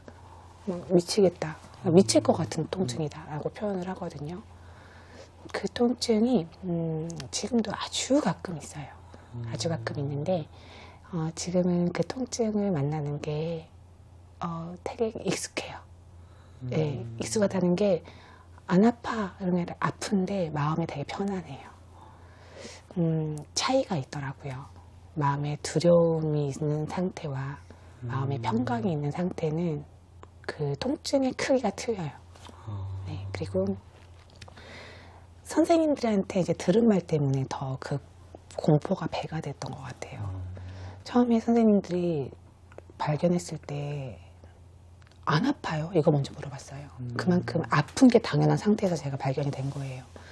근데 괜찮은데요? 그래가지고 안 아프게 해주시나 보다 생각을 했던 것 같아요. 그래서 달려나갈 때도 선생님이 20분 이상 걸으면 안 돼요. 근데 20분 이상 걸으면 안 된다면 20분 이상 걸어야지 이러면서 갔는데 통증이 막상 시작할 때는 한밤중이었거든요. 근데 너무 놀라서 깼어요. 너무 아픈데 그거를 세상에서 한 번도 안 만나본 통증이어서 자세를 어떻게 해야 될지도 모르겠고 움직이지도 못하겠고 조금만 움직여도 온몸에 그 바늘도 아니야 송곳으로 찌르는 것 같은 이상한 통증이 있었는데 그거를 어떻게 극복을 해야 될지 감이 안 와서 벌벌벌 떨게 된 거예요. 예수는 나의 주, 예수는 나의 주 이것만 계속 했던 거예요. 그러면서 제가 알게 된 거예요. 예수는 나의 주, 입술은 그러지만 마음은 다르다는 거. 예수님이 주인이면 당당해야 되는데, 담대해야 되는데 엄청 무서워서 정말 어떻게 부적 같은 마음으로 이걸 외치고 있다는 저를 발견하게 됐어요. 어떻게 좀 해봐요. 주님 어떻게 해봐요. 그래서 예수는 나의 주 하면 뭐가 떠나가는 것처럼 이렇게 하는 그런 느낌. 그래서 그 순간 되게 또 비참해지더라고요. 나는 어떻게 이럴 수가 있지? 내가 어떻게 이럴 수가 있지? 나 어제까지만 해도 아만저 만나가지고 얼마나 잘난 척했는데 이게 말이 되나? 그래서 그 순간 이제 한참을 해도 안 되길래 체념이 되면서 너무 아픈데 하나님 오늘은 살려주세요 그랬어요. 오늘 제가 완벽하게 주인 되었습니다. 오늘은 살려주시고 제가 오늘만 살려주면 내일 어떻게 해서 정신 차릴게요. 주님 제발 오늘만 살려주세요. 오늘 꼭 죽을 것 같은 통증이었거든요. 그래서 그랬는데 아침이 되니까 잦아들어요 통증이. 그래서 아침에 이제 살 것 같다. 좀 계속 뭐가 계속 찌릿찌릿하고 난리가 났지만은 그래도 그 지속적으로 1초에 한 번씩 온다는 그 느낌은 사라진 상태여서 이제 한번 일어나 볼까 했는데 다리를 이렇게 침대 밖에서 이렇게 대서 그냥 이렇게 짚지도 않고 바닥에 대기만 했는데 깜짝 놀라서 이렇게 발을 든 거예요. 너무 아파서 발을 댈 수가 없는 거예요. 그리고 머릿속에 상상으로는 이거를 대는 순간 얘네들이 다 아작나나 막 이런 생각도 막 드는 거예요. 그래서 이걸 어떻게 해야 되지 하다가 너무 비참하다. 나 이거 못 걷는 거 아니야. 나 이거 못 걷는 거 어떡하지? 나 이렇게 못 살아. 이 생각이 먼저 들었거든요. 그래서 선생님이 통증이 시작되면 반드시 병원으로 개인 연락 줄 테니까 와라 했던 게 떠올라가지고 병원에다 일단 막 전화를 하고 저 선생님 이분으로 전화해서 오라고 하셨다고 너무 통증이 시작됐다고 했더니 갑자기 통증이 시작됐다고요? 그분이 그럼 진통제 처방을 해드리겠습니다. 뭐라고요? 진통제 처방이라뇨? 선생님 오라고 했다니까요. 그러니까 환자분은 이제 방법이 없습니다 이러는 거예요. 그래서 선생님 만나야겠어요. 이렇게 하고 이제 선생님이 그날 안 계시다 그래서 통증의학과 선생님을 예약해줘서 가는데 가는 것도 쉽지가 않은 거예요. 집에서 어떻게 나가지 하는데 순간 수련회 기간이어서 교회를 가려고 했었거든요. 나는 교회를 간다고 하면서 좀 병원 가고 있네. 그래도 일단은 제 마음이 일단 이미 그냥 완전히 다 두려움에 그냥 사로잡혀가지고 병원은 무조건 가야 되는 거예요. 그래서 병원은 가야 되는데 병원 갔다가 교회는 반드시 가야겠다 해가지고 막 짐을 싸는데 막 너무 비참한 마음으로 하나씩 막 쌌어요.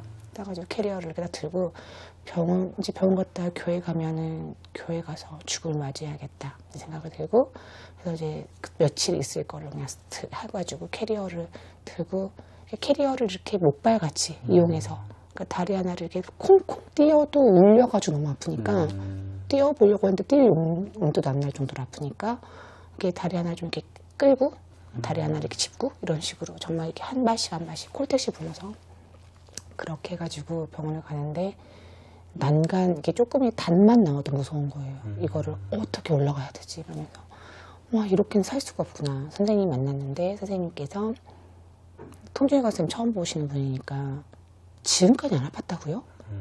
갑자기 아팠다고요?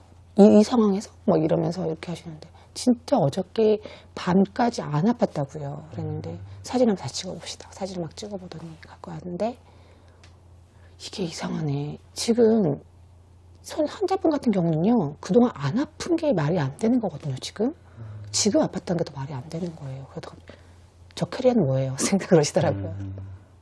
어디 가려고요? 예. 선생님 어디 가려고요? 그래서 교회 가려고요. 그래서 참 이러시더라고요.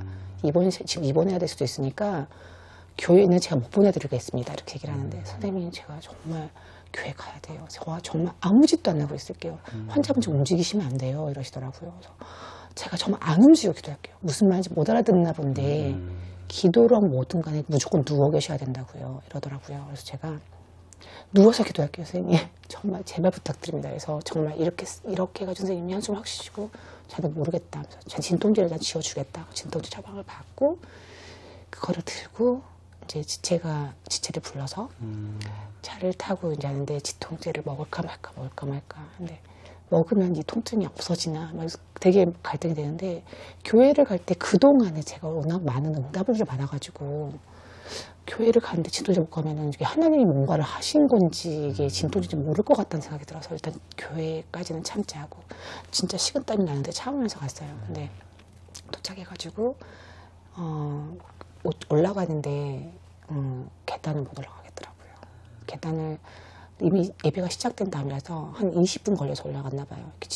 캐리어 먼저 올렸다가 다른 이거 한번 해봤다가 막 요령을 막 익히느라고 정신없이 이러다가 이렇게 올라갔는데 올라가서 앉아서 그냥 기도하는데 눈물만 이렇게 너무 또 다시 서글픈 내 아픈 상황만 바라보는 나를 딱 바라보는데 목사님이 뜬금없이 천정훈 자매 여기 갑자기 제 간증을 딱 틀어주시는 거예요. 교회 처음 왔을 때 했던 간증을 딱 틀어주더니 이 자매가 재발을 했다고 제가 소식을 들었는데 다시 한번 살려서 우리 기도합시다. 막 기도를 막 시키시는 거예요. 근데 그때 너무 마음이 뭉클한 거예요. 하나님이 약할 때 꼭 이렇게 마음이 약할 때 내가 혼자 못 일어날 때 이렇게 또 옆에서 힘을 실어주시는 하나님을 겪으니까 정말 내가 알거든요. 혼자 못 일어나겠더라고요. 근데 지체들이 나를 위해서 다 소리를 지르면서 기도를 하는데 갑자기 뜬금없이 생각이 드는 게 나 지금 뭐 하고 있지? 생각이 들더라고요. 저는 결국은 내가 다른 사람하고 다를 바가 하나도 없는 게 내 고난 앞에서는 무너져도 된다고 생각하고 있는 거잖아요. 다른 사람한테는 고난 앞에서 정신 차리세요 했는데 와 완전히 난 위선자구나. 갑자기 예수님이 부활해서 주인이라며. 그런데 예수님 부활했으니까 예수님 믿으세요 해놓고 오늘은 아파 죽겠어요 하고 있는 이 모습이 하나님 입장에서 봤더니 엄청 진짜 표현을 이렇게 쪽팔리셨겠다 생각이 먼저 들더라고요. 저 때문에 정말 쪽팔리게 해서 죄송합니다 하나님. 제가 뭐가 두려운 건지 찾아낼게요. 내가 마음이 뭐가 잘못된지 찾아내야겠더라고요. 왜냐면 주님은 절대 틀린 게 없다예요.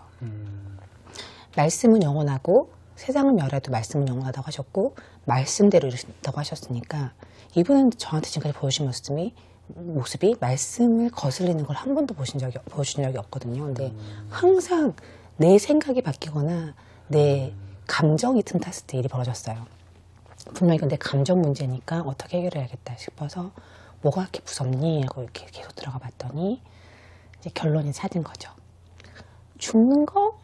안 무서워. 죽으면 예수님 만나니까 가서 나 보고 싶었어 하고 안길 거야. 이러고 있더라고요. 근데 살려놓으시는데 뼈가 선생님이 무너진다고 했던 그 모습 그대로 무너진 상태에서 죽지도 못하는데 걷지도 못하고 휠체어에 타서 누군가가 나를 평생 도와줘야 되는 그런 상태로 지속이 오래되면 어떡하지? 그 시간이 오래되면 어떡하지? 이게 제 마음속에 있는 솔직한 마음이었거든요. 그 순간 하나님, 저는 뭐가 무서운지 알았는데 못 걷는 게 무서웠어요. 그거를 이게 꺼내서 얘기하면 하나님께서 그걸 행하실까 봐 또 두려운 마음도 있었던 것 같아요. 그런데 생각해보니까 이미 해피엔딩을 저는 알고 있네요. 어차피 부활하잖아. 어차피 지금 죽건 10년 뒤에 죽건 20년 뒤에 죽는 순간 부활한다는 걸 이미 알고 있고 그때 난 주님을 너무 사랑하니까 이분이 나를 천국으로 불러주신 걸 알고 있고 거기서 호강하는 걸 알고 있고 너는 그 엔딩을 이미 알고 있잖아. 그러면 이 땅에서 잠깐 있는 이 세상에서 어차피 죽는 날까지 그 시간이 내가 생각할 때 만약에 길다면 긴 동안은 고생하면 안 되나?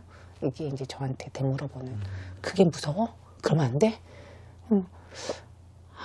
그게 안 된다는 거 내가 생각을 하고 있었구나. 그래서 하나님, 저는 하나님 앞에서 두 말하고 있었어요.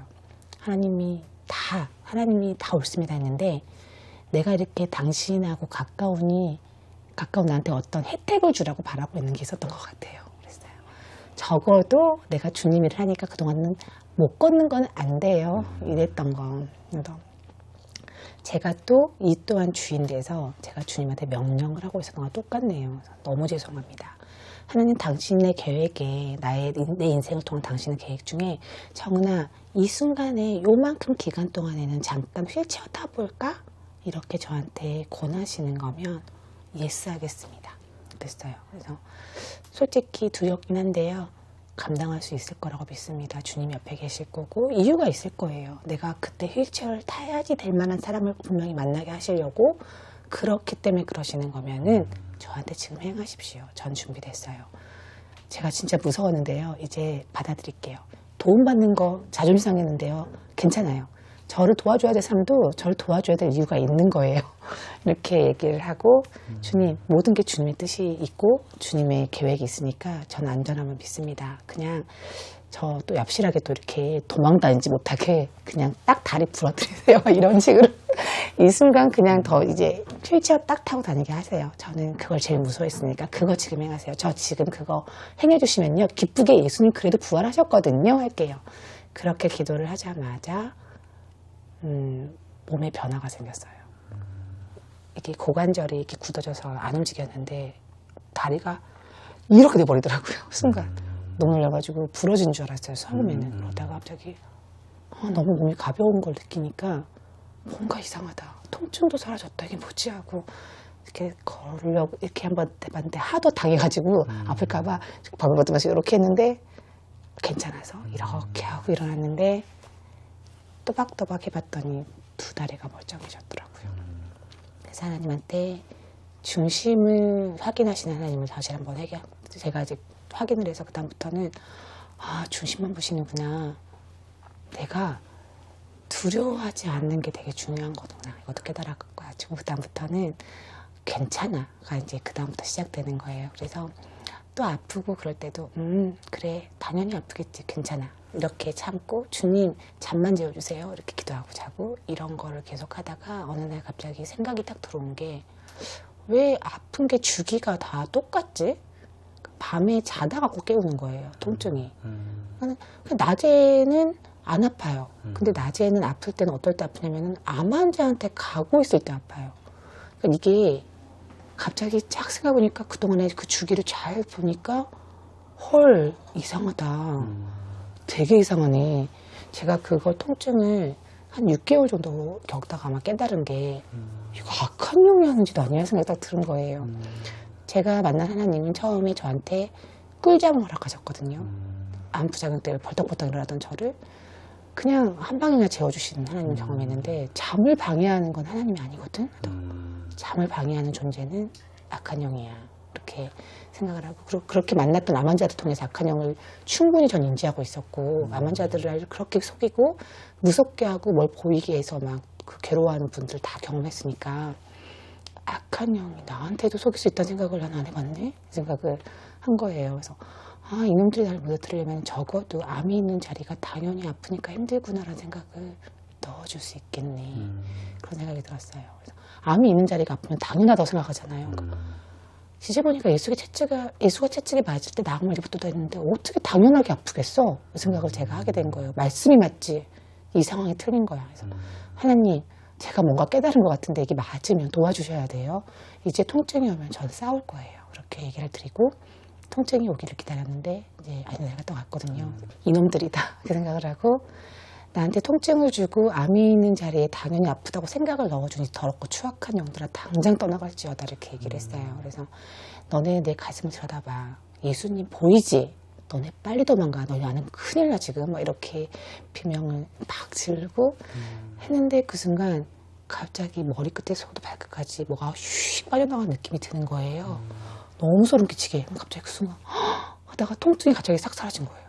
그래서 이놈들이구나. 어떻게 와 진짜 고단수가 많네. 나는 완전 쏠 뻔했네. 당연히 아픈 자들은 당연한 게 없는 거 아니야? 하나님 앞에서 당연한 게 어딨어. 이게 그때부터 바뀌어가지고 그다음부터 이제 또 아프고 이런 게 가끔 오는데 아직도 포기 안 했어. 너네 십자가에서 예수님이 피 흘리신 그 한 방울 때문에 너네가 다 벌벌 떠고 도망갈 존재라는 거 다 모를 것 같아? 그러니까 너네 빨리 안 꺼져? 막 이렇게 싸우기 시작했어요. 어떤 얘기들이 진짜 그 순간 확 사라지고 막 이 통증이 사라지고 이러는 거예요. 그래서 야 이거 내가 그것도 모르고 그동안 주님 안 아프게 해주세요 이랬네. 주님 정말 알겠어요. 이제 이놈들한테 안 속을게요. 그리고 나서 병원을 다니는데 어떤 선생님이 더 안 좋아졌다는 거예요. 그때 그리고 나서 이제 더 안 좋아졌다고 얘기하시는데 암이 이제 더 이제 개수가 더 늘어난 거예요. 뼈에서 더 많이 늘어난 거예요. 그런데 생각했다가 그래요? 그랬다 갑자기 통증이 안 온 지 꽤 됐는데 통증이 안 온 지 한 3개월은 된 것 같더라고요. 그래서 헐 이놈들 더 이상 날 찾아오지 않는구나. 그래서 당연한 거를 없다. 주님 앞에서는 어떤 고난도 당연한 건 없다. 그때 그 결론을 내리고 그 다음부터는 암 환자들이 이 비밀을 알아야 되는데 어떡하지, 안 아플 수 있는데? 이러면서 다니는데, 이거를 바로 얘기하면 누가 믿겠냐고요. 그래서 결국 예수님을 전해야 되는 거예요. 그래서 예수님 부활하셨습니다부터 시작하는 거예요. 그래서 복음은 그냥 그대로 전해야 되는 게 맞고, 그 싸움은 주님과 대화하면서 본인이 찾아갈 수 있다. 나 같은 사람도 찾았는데, 주님하고 깊이 경계하면은 누구나 찾을 수 있어. 이게 이제 제가 돼서, 그래서 결국 하는 말은 예수님이 부활하셨습니다. 라고만 하게 됐어요. 정말 지금까지 수많은 암 환우분들 만나셨을 텐데 네. 아마 이 영상을 보시는 분들 중에도 많이 계실 것 같거든요. 그래서 혹시 정말 기억에 남는 암 환우분들 중에서 좀 영상을 보시는 분들이 도전이 되고 힘이 될 수 있을 만한 혹시 그런 분들의 이야기가 있을까요? 전라도 화순에서 요양하시던 분이었어요. 너무 멀잖아요. 그게 갈 수 있을까 싶었는데 부탁을 받으니까 어떻게 광주까지 간 적이 있었는데 그 김에 원 플러스 원 같은 느낌 들렀어요. 가까우니까 광주에서는 들렀는데 제가 그 계획 없이 갔더니 이분이 안 계시더라고요. 요양병원 그때 요양병원이 소풍을 갔대요. 요양병원 소풍을 가? 이런 것도 있나? 그래서 갔더니 간호사들이 이분 안 계세요 했더니 소풍을 가요? 이렇게 괜찮으신 분인가? 상태가 어떤 분인지 했는데 거기까지 간 게 너무 안타깝기도 하고 그래서 제가 이제 전도할 항상 갖고 다니는 책이 있거든요. 제가 보고 제가 복음을 이제 영접했던 그 책. 그 책을 제가 아버지한테 꼭 드려요. 그래서 이제 이 책을 가져갔거든요, 드리려고. 거기다가 앞에다 빈 공간에다가 막 편지를 쓰기 시작했어요. 제가 누구신지 모를 거예요. 갑자기 찾아서 죄송합니다부터 해가지고 저는 누군데요. 안 말기고요. 하면서 막 그냥 자세하게 안 쓰려고 했는데 복음에 대해서 이걸 전하려고 왔다가 쓰다 보니까 내장이 된 거예요. 그래서 질리시려나 하면서 남겨놓고 그분 침대에다 남겨놓고 그리고 이제 왔는데 제 연락처 남겨놨거든요. 혹시라도 무례 있다면 너무 죄송하고 혹시라도 그래도 제가 와도 된다 이런 사인을 주시면 제가 다시 한번 찾아뵙고 싶은데 저한테 연락 주세요 했는데 전화가 오신 거예요. 그래서 아니 여기까지 오셔서 구경하셔서 어떡하냐 서울에서 오셨다면서 그랬다가 아니요 그렇게 멀지 않아요. 정말 맨날 누가 뭐 하나도 안 멀어요 이러는데 근데 나가서 전화주셔서 너무 감사하다고 했더니 만나주시겠냐고 했더니 자기는 너무 고맙다는 식으로 얘기를 하셔서 만나기로 약속을 했어요. 언제 만나기로 했거든요. 그 만나기로 한 날이 이제 다가왔는데 3일 전에 이틀 전에 그러니까 월요일날 만나기로 했는데 금요일날 제가 그날은 엄청 바빴었거든요. 아침부터 할 일이 너무 많았어요. 암 환자도 만나야 됐고 좀 지방을 좀 많이 다녀야 되는 날이었거든요. 그러니까 충청도에 일이 3건이 있었어요. 그러니까 우울증 환자 하나, 그리고 암 환자 하나, 그리고 금요 철야 집회 하나 이렇게 있었어요. 네. 아침에 일어나자마자 9시부터 나섰어요. 7시에 그걸 지키기 위해서 그날 공주 갔다가 천안 갔다가 오산 오는 일정으로 자꾸 움직였거든요. 근데 그날 갑자기 아침에 전화가 온 거예요. 그 가족이 오늘 갑자기 그 월요일에 만나기로 한 환자가 난리가 나가지고 가족들 다 오늘 임종하겠습니다. 다 모이라고 했다는 거예요. 아침에 벌써 뭐 심폐소생술도 했다고 하더라고요.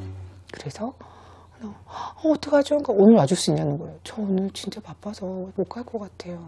제 몫이 아닌 것 같은데 기도를 한번 해야겠습니다 하고 끊었는데 계속 걸리는 거예요. 편지도 적고 통화도 했던 분이니까 하나님께서 내 몫이 아니라고 하시나 보다 그렇게 하고 움직였는데 제가 간과했던 게 있어요. 저는 공주를 한 번도 가본 적이 없거든요. 근데 천안에 있는 암환자 오산도 천안 옆이더라고요. 가깝고 그래서 충청도구나 이렇게 생각하고 공주도 충청도구나 그래서 처음에 아무 생각 없이 충청도니까 천안 좀 더 가면 공주인가 보다 생각을 한 거예요. 근데 가도 공주가 안 나오는 거예요. 전라도랑 맞닿은 데가 공주더라고요. 몰랐거든요. 그래서 전라도까지 와서 보니까 헐 잠깐만 화순이 여기서 얼마나 걸리죠? 그랬더니 1시간 반 정도만 가는 거예요. 그래서 가만히 있어보자. 오늘 천안에 있는 그 우울증 환자를 다음 날에 만나게 되면은 잘하면 갔다 올 수 있을 것 같아. 어떻게 하지? 하다가 진짜 리얼하게 어떻게 전화했냐면 천안에 있는 부단 전화를 했어요. 형제님 오늘 만나기로 저녁 애 기다리고 있습니다 하시더라고요. 혹시 오늘 자살하실 거예요? 그랬어요. 그랬더니 이분이 무턱대고 그러니까 갑자기 네? 이러더라고요. 제발 오늘만 안 죽으시면 안 되겠어요? 우울하셔도 오늘은 참으시면 안 되겠어요? 그랬더니 또 아니 갑자기 왜? 그러니까 제가 실은 진짜 오늘 형제님 오늘 자살이 아니라 진짜 병 때문에 돌아가실 분이 한 분 계시는데 그분한테 꼭 가보고 싶은 마음이 드는데 그분한테 가면 형제님 갈 시간이 없어서 형제님 괜찮으시면 하루만 시간을 좀 늦으면 제가 내일 꼭 찾아갈게요. 좀 제가 거기 꼭 찾아갈게요. 했더니 이분이 거기 되게 많이 바쁘신가 봐요. 그렇게 바쁘시면 제가 교회로 찾아가도 됩니다 하시는 거예요. 그래서 교회로 오시면 더 좋죠. 너무 감사합니다. 내일은 교회로 오시겠어요? 그래, 이런 흐름이면 하나님이 거기 가면 맞다고 하시는 거예요. 그래서 하나님, 저는 그 형제님한테 그냥 아무 말도 할 생각 없어. 그냥 갈 거예요. 그냥 그렇게 하고 막 밟아서 갔거든요. 도착했는데 산소호흡기 끼고 계시더라고요. 가족들이 막 있고. 근데 제가 들어 안녕하세요 그랬더니 누구냐는 표정으로 저를 이렇게 보는데 눈빛이 눈에 영혼이 없어요. 공허해요, 그냥. 그래서 제가 편지 써놓고 갔던 그 자매인데 했더니 그러더니 갑자기 되게 막 폰 내면서 산소호흡기 이만큼 떼시더라고요. 이렇게 보면서 나 이제 죽는 거 안 무서워 이러시는 거예요. 그래서 계속 딱 이렇게 하고 딱 마음을 닫으신 상태인 거예요. 뭐라고 해야 될지 모르겠더라고요. 조금 있다가 아니요, 이제 진짜 무서워하셔야 되거든요. 그랬어요. 그랬더니 이분이 좀 있다가 딱 눈 뜨는 거예요. 왜? 이런 눈인 거죠. 형제님 예수님 안 믿으시잖아요.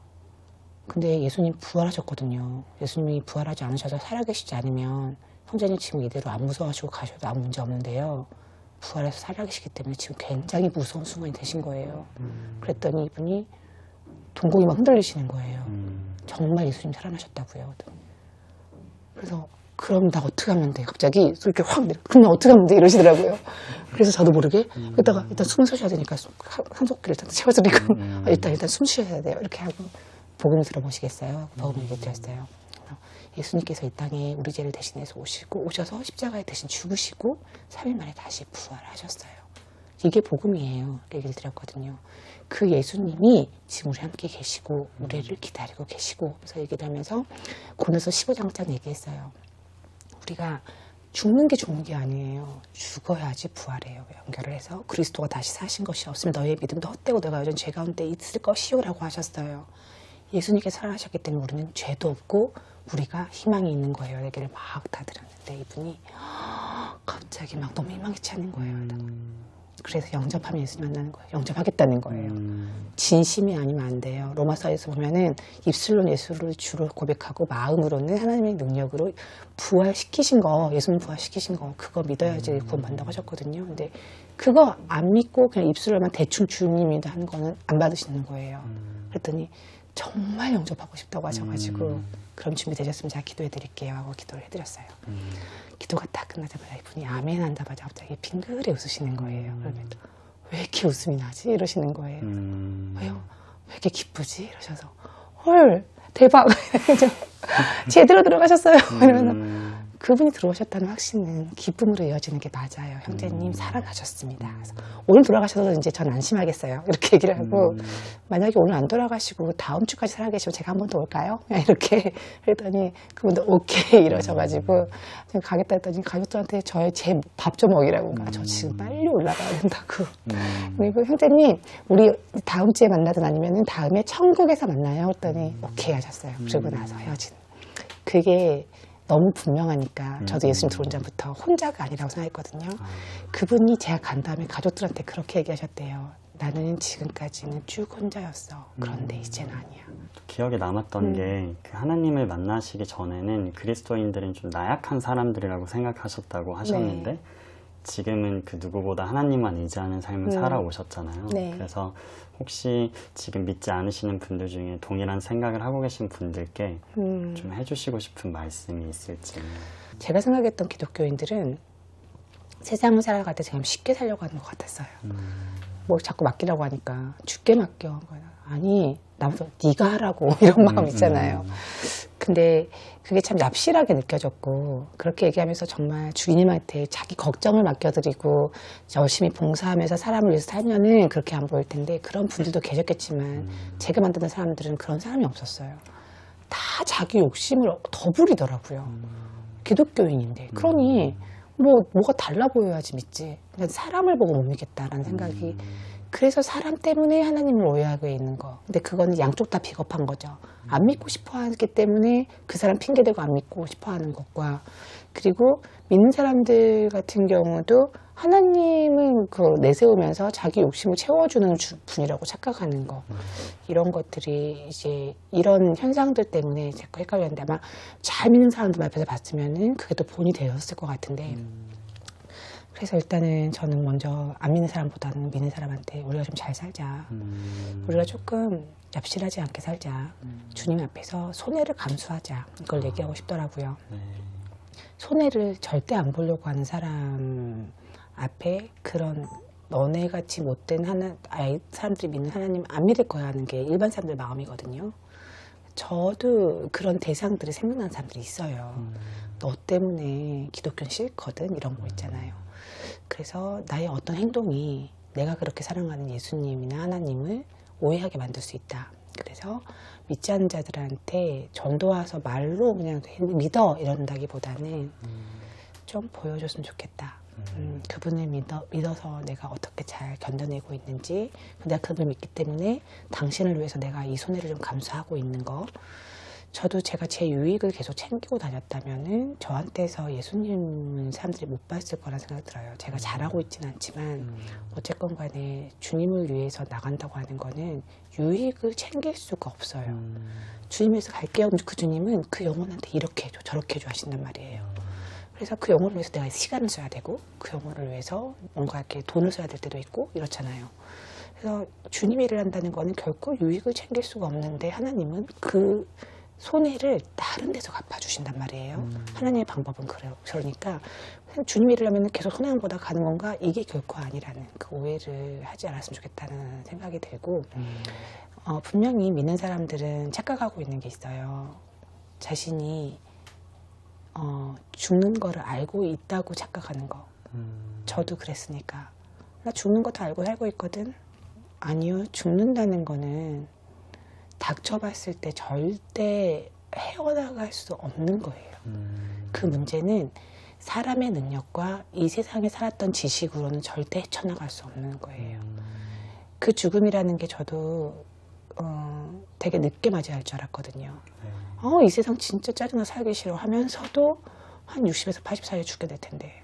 그래서 그거를 그때까지 어떻게 살지 이런 생각도 한 적도 있고 너무 여유 있게 제가 40살에 죽게 될 거라 솔직히 걸 몰랐는데 그때는 그래서 40살에 죽으면 죽는 거지 이렇게 죽을 수 있는 게 아니다. 세상에서 자기 욕심 다 차리고 자기 계획대로 살다 보면은 그 자기 계획이 무너지는 그 순간에 견딜 수 있는 사람은 없다. 그리고 사람은 희망과 꿈이 없으면 또 살 수가 없다.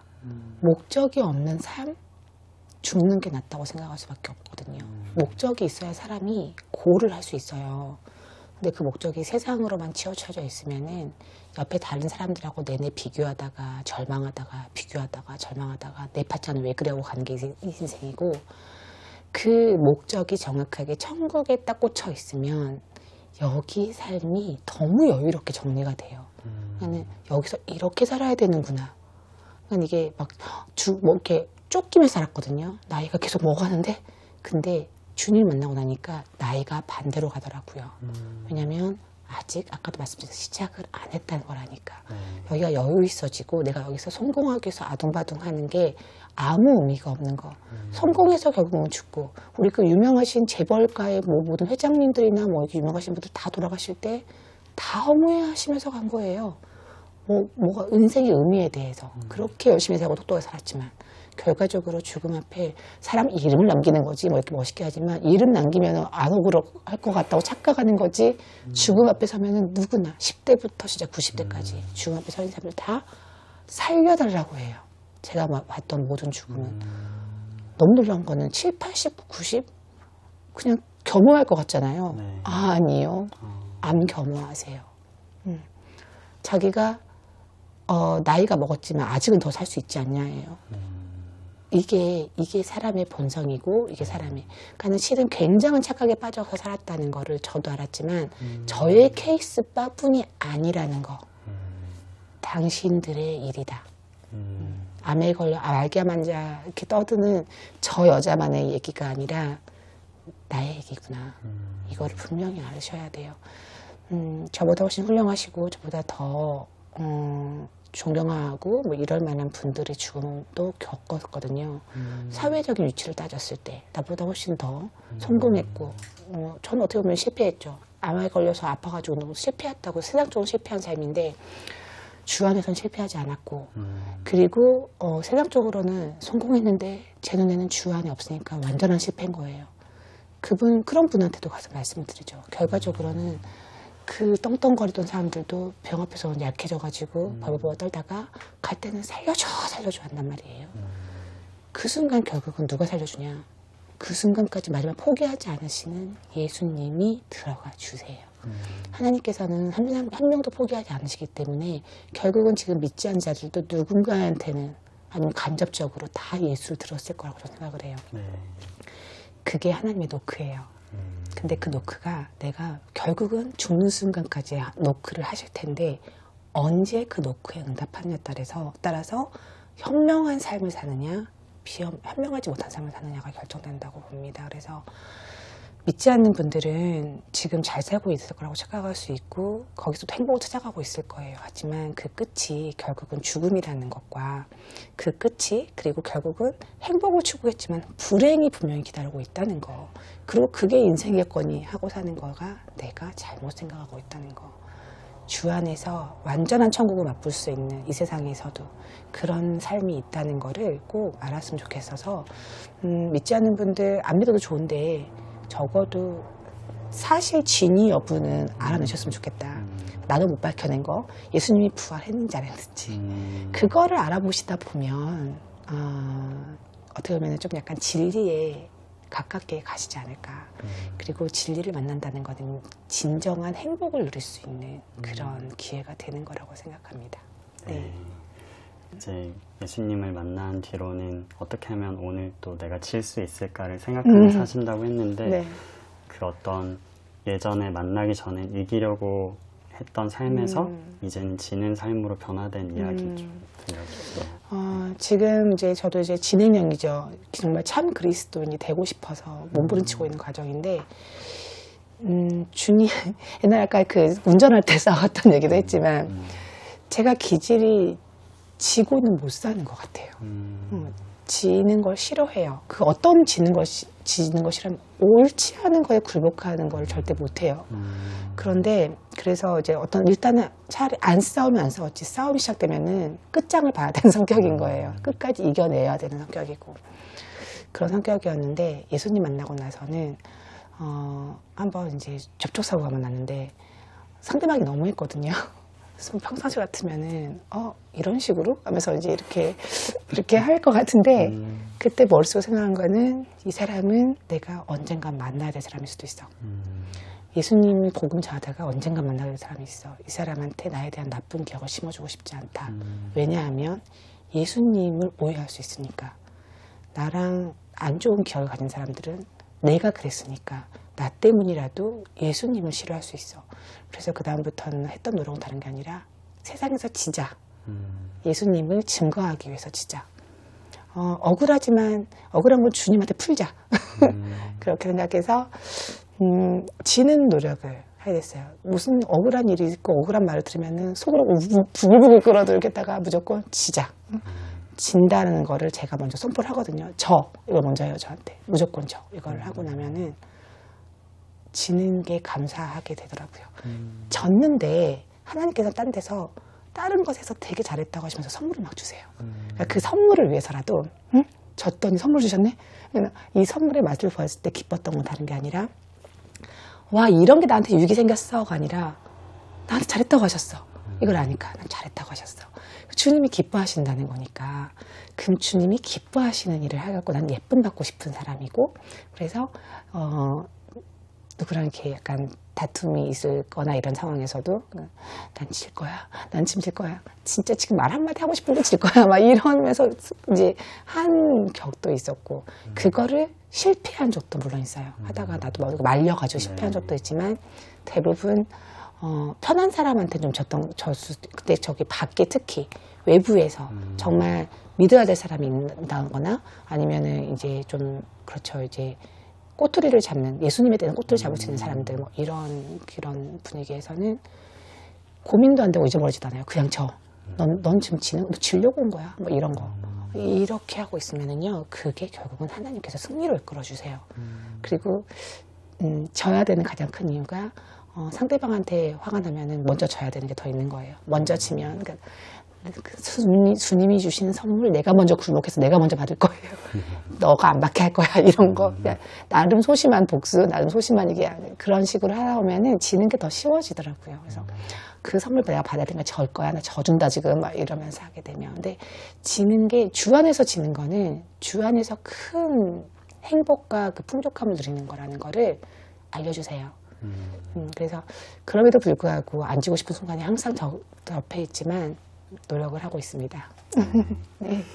이 책을 이제 2020년 5월 작년에 네네네네. 쓰고 나서 좀 많은 변화들이 있으셨을 것 같거든요. 책을 쓰고 나서 이제 어떤 주변에서 말들을 많이 들으셨는지. 실은 책을 쓰고 또 이제 책을 쓰고 나서 또 이제 간증 같은 걸 통해서 좀 알아보시는 분들이 연락이 꽤 많이 오시는 분들이 계셨어요. 근데 가장 큰 연락은 저를 낫게 해주고 싶다. 나는 병원 치료로는 낫지 못한다. 좀 이렇게 답답함이 올 때가 있거든요. 왜냐면 낫기 위해서 제가 이 과정을 가고 있는 게 아니거든요. 왜냐면 생명의 주권은 오직 예수께 있다. 이게 저한테는 공식이 딱 있기 때문에 치료를 그럼 왜 받아? 이러면서 좀 이상하다고 생각할 수 있는데 치료받는 목적이 진짜 딱 하나예요. 예수님을 증거하기 위해서 받고 있거든요. 왜냐면 나아서 받으려고 하는 목적이 아니라 제가 만나본 모든 암 환자들은요, 항암만 피하고 싶어 해요. 가장 힘들다고 생각하니까. 그걸 피하고 싶어 해서 자연치유요법, 막 여러 가지 뭐 더 쉽게 할 수 있는 거, 실은 더 고가의 것들, 실은 표준치료이기 때문에 항암하는 게 가장 돈이 안 들어가는 방법이기도 하고, 가장 데이터상으로는 치료 효과가 가장 입증되는 방법이기도 한데, 그거는 항암은 조치는 게 아니라 사람 죽이는 거다. 이런 설들이 인터넷에서도 많이 나와 있고, 그래서 의사들도 많이 오해를 하고, 제가 오랫동안 병을 앓으면서 많은 사람들을 병원에 데려가거든요. 왜냐면 치료는 구원은 예수한테 있고, 치료는 병원 가세요. 이렇게 얘기를 한단 말이에요. 하나님께서 우리 그거 하라고 하셨어요. 이렇게 얘기를 하시는데, 저는 이제 치료를, 저도 제가 받아야 될 약들은 굉장히 센 약들이란 걸 알고 있으니까, 피할 수 있으면 피하면 좋아요. 어떤 생각이 들었냐면은, 하고자 하는 것만 골라 하는 게 믿음이 아니다. 그리고 남들이 피하는 그 치료를 나는 해내야 된다. 그리고 결국은 치료는 내가 열심히 받고 있지만 하나님이 고치신 거를 증명하고 싶다는 거예요. 치료도 안 받고 하나님이 고치셨어 하는 걸로 솔직히 고쳐주실지 아니면 그냥 데려가실지 모르잖아요. 근데 하나님이 고쳐주실 것도 그거는 고집 부리면 또 미친 그리스도인밖에 안 되는 거예요. 사람들 이미지한테는. 안 믿는 사람 입장에서 저는 오랫동안 살았으니까 비상식적인 거는 좀 약간 피하고 가자. 병원은 가야지, 아프면. 그런데 결정적으로 제가 처음에는 남들은 항암이 무섭다고 하는데 나는 그 무서운 항암을 하기 싫은 치료하고 하고 싶은 치료할게요. 이거 안 할 거예요 했지만 나중에는 어떤 게 있었냐면은 너무 멀쩡해 보인다고 하시니까 나도 증거가 필요하다.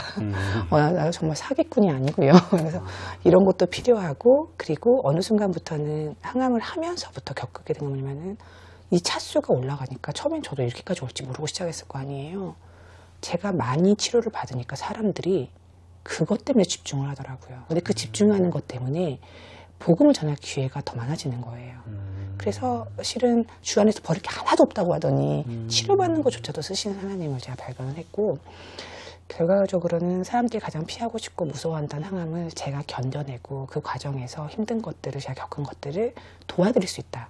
제가 겪어야지 도와드리지 겪지 않은 걸 도와드릴 수는 없거든요. 그래서 이만큼 아파 보니까 이렇다는 걸 알려줄 수도 있고, 암 환자한테도 재발한 게 감사했던 건, 재발하는 환자가 내가 네가 재발을 알아? 했으니까 모르죠. 이렇게 물러났는데 그 다음부터는 알죠? 하고 갈 수 있잖아요. 그래서 내 안에 있는 이 모든 그 암덩어리 같은 거는 주님을 일을 하는데 참 좋게 도구로 잘 쓰이고 있거든요. 그래서 그걸 다니는데 사람들은 왜 나을 수 있는 방법이 있는데 병원 다니냐 이런 사람들이 많이 접근을 해오셨어요. 근데 그걸 상대방 저도 답답하고 상대방 답답해 하시더라고요. 근데 이렇게다가 이 말을 아무리 해도 이제 잘 이게 통하지는 않더라고요. 그래서 그냥 감사한데 그냥 이제 저도 나중에 방법이 없다 그러면 한번 그런 방법을 생각해 보겠습니다 하고 이제 말을 하는 과정이 있었어요. 그러니까는 그런 식으로.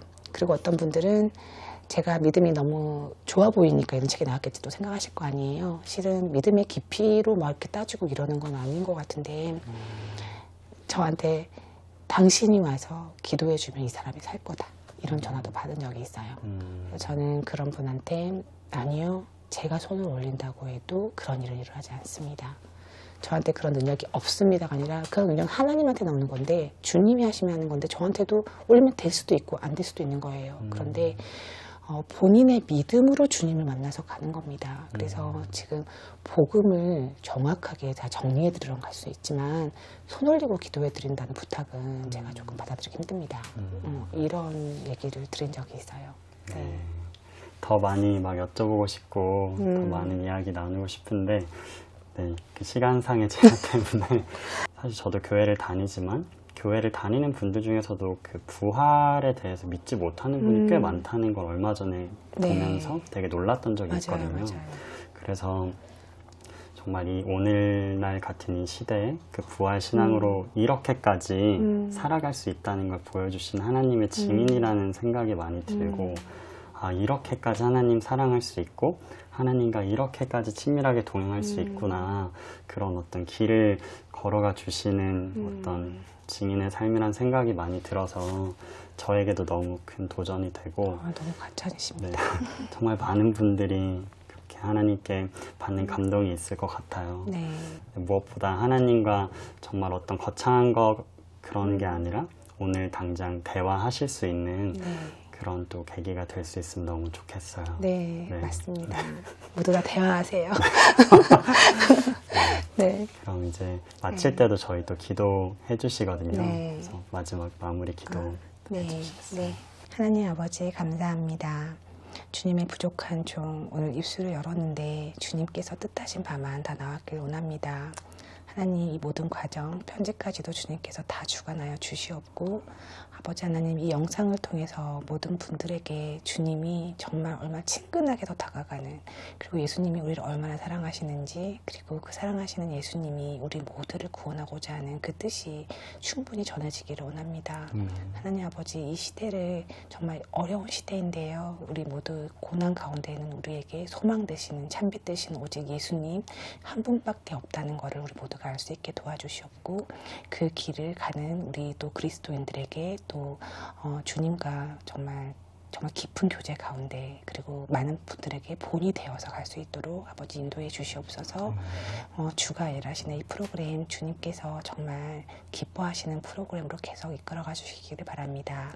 감사하며 예수님 이름으로 기도드립니다. 아멘. 감사합니다. 수고하셨습니다. 네. 하나님 아버지 감사합니다. 갓피플에서 오늘 주님을 높여드리는 인터뷰를 하게 되었습니다. 주님 이 자리에 계시는 우리 모두 주님의 귀한 종들 주님을 위해서만 입술을 열고 주님을 위해서만 호흡을 하기를 원합니다. 이 순간 함께하여 주시고 주님께서 주가 일하시는 이 프로그램을 통해서 주님의 원하시는 바를 마음껏 나타나는 그런 시간이 될 수 있도록 인도하여 주시옵소서. 감사드리며 예수님 이름으로 기도합니다. 아멘.